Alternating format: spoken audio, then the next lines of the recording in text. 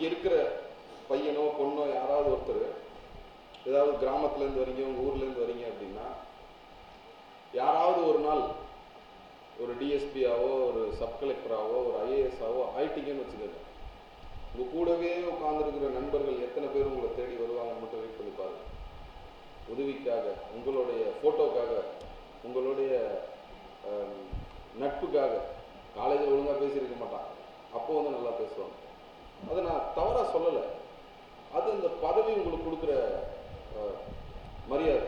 So அந்த stress build ஆகுது அப்படின்னா கண்டிப்பாக ஸ்ட்ரெஸ் பில்ட் ஆகும். ஏன்னா வருஷத்துக்கே ஒரு பரீட்சை தான், வருஷத்துக்கே ஒரு பரீட்சைன்னும் போது 365 நாளில் ஒரு நாள் நடக்க போகிற பரீட்சைக்கு 364 நாள் உட்காந்து தவம் கிடக்கணும்.